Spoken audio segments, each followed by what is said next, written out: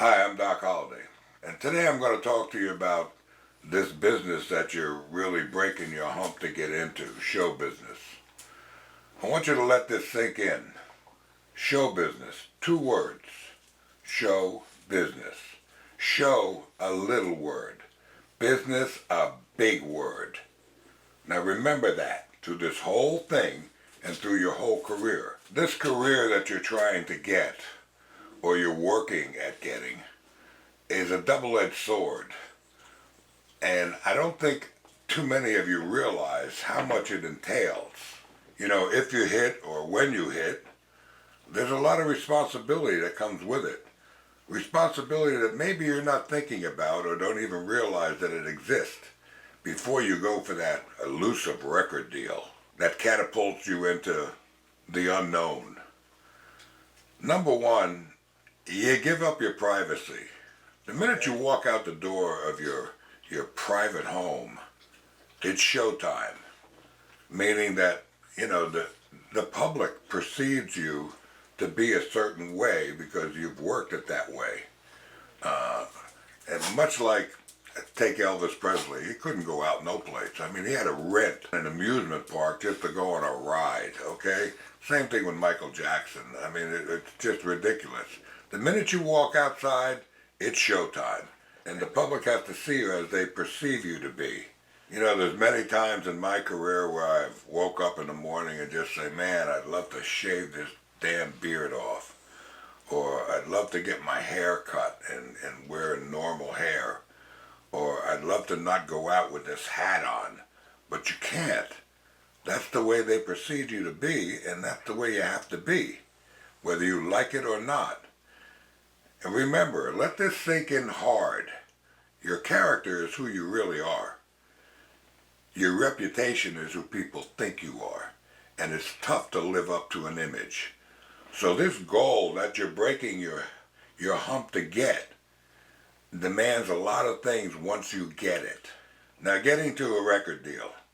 There's many ways of getting a record deal. But one I know for sure works. And nobody's going to tell you about this, so I'm going to tell you about it. This is the way to go, in my eyes. Radio stations. You've heard me say this a million times. Radio stations are the key. Without radio, you're dead in the water. So, you know, you got to go after radio. And why are you going after radio? Well, there's a million reasons why. You can go sit in a club and play in a club for 3 hours, and 200 people will hear your music. You get played one time on the radio, on a major radio station, and 50,000 people hear it. Okay, does that make sense to you? So you're going crazy to get these jobs so people can hear you, and all you have to do is get on the radio one shot time, and you're going to quadruple the listening audience, who are going to finally know who you are. The second thing is you go down in Nashville to Lower Broadway and you see 500 people walking around with guitars on their back, going into these, they call them honky-tonks, I call them dive bars, going into these things, sitting on a stool, playing their original music, and most of the times it's songs that nobody cares about. What you're doing is you're entertaining for the tourists, and you're doing it for free. Why do you do it? You know, one guy said to me the other day, you know, they won't let me play any cover songs. They just want my original material. And he's like bragging about it. And I felt like saying to him, you know why they're doing that, idiot? It's because they don't want to pay the licensing fee to BMI, ASCAP, and CSAC for playing cover material.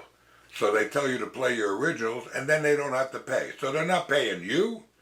They're not paying BMI, ASCAP, or CSAC, your licensing union. So they're getting away with murder. And you're breaking your hump to go in there and play for free. I got news for you. No record executives are going down to Lower Broadway. I've been in Nashville 28 years. I've never gone in those clubs.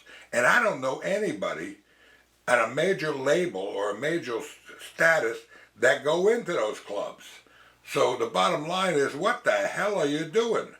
You're working for free and you're not accomplishing a damn thing. So back to the record deal. How do you get it? Real simple. You get played on the radio. You got to understand that radio stations, major radio stations, are now consultant driven.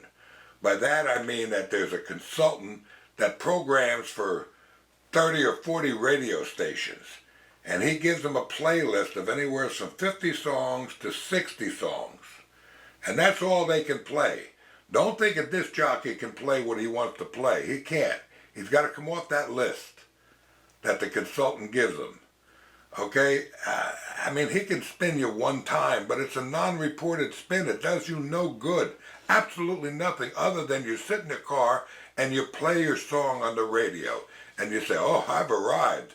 I'm hearing my song on the radio. You ain't doing, I don't even want to use the word, but you ain't doing, you know what I'm talking about. Okay, so the bottom line is, you gotta go after radio. Now, how does that get you a record deal? Well, these so-called indies, and I don't even want to use that word indies. I'm going to use unsigned artists, because using the word indie groups you into a category of these people you see on social media that are singing karaoke's, and they can't even, I can't even get into it, they're so bad. But they get in there and you read the comments underneath and their friends are going, oh man, you really nailed that one, you killed that one, that's beautiful, how beautiful, I had tears in my eyes. What is wrong with you people? Have you got a hearing defect? These people suck. You know, you don't sit there and praise that. So anyway, you want to go get radio, that's the deal. And how do you get radio? Number one, you get a great recorded record, a professional recorded record, not in some mom and pop studio produced by some guy who cuts lawns on the weekends. Okay, you go to a studio and you get a great record, and you get a great producer to produce it, and great players on the record. Once you get that, then you aim for radio. And why do you aim for radio so hard? I'll tell you why. I told you, they only got 50 or 60 songs they can play. So they can't add a song until something comes out. You understand what I'm saying? So something that's climbing up, they can't take that out. They got to keep that in there because the consultant's going to make them keep it in. And while you're going for radio, you have to also remember that guys like Garth Brooks and Tim McGraw and everybody else, they're going for radio too.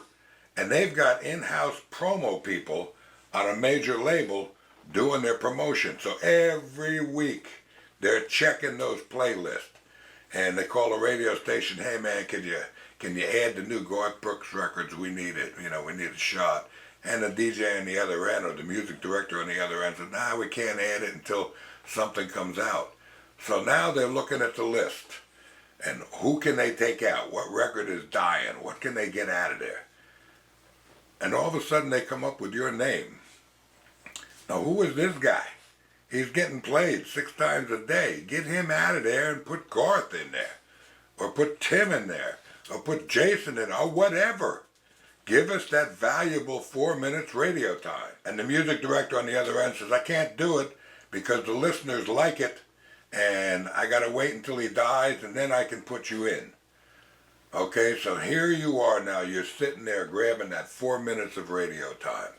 These promo guys in the major label are pounding every week trying to get their artist in there.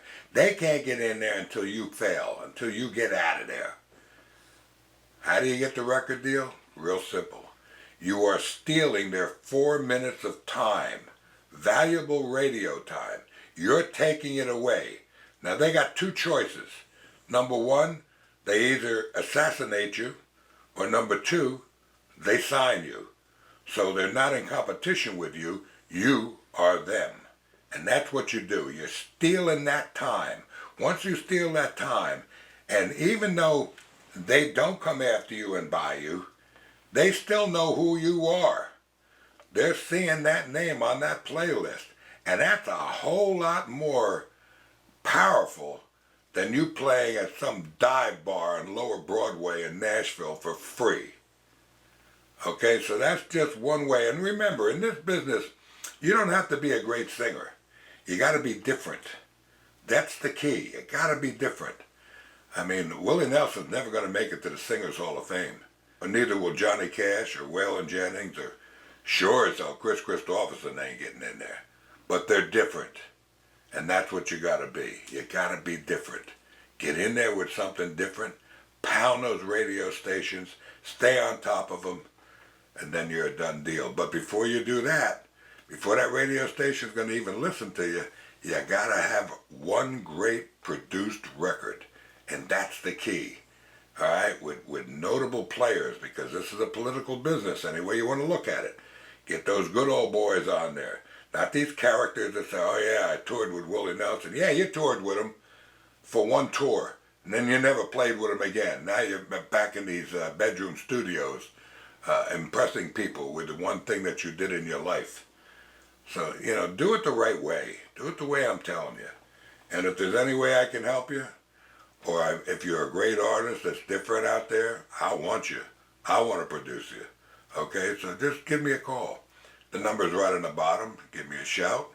Or email me. That's on the bottom there too. So for this segment, I'm Doc Holliday. I'll see you later.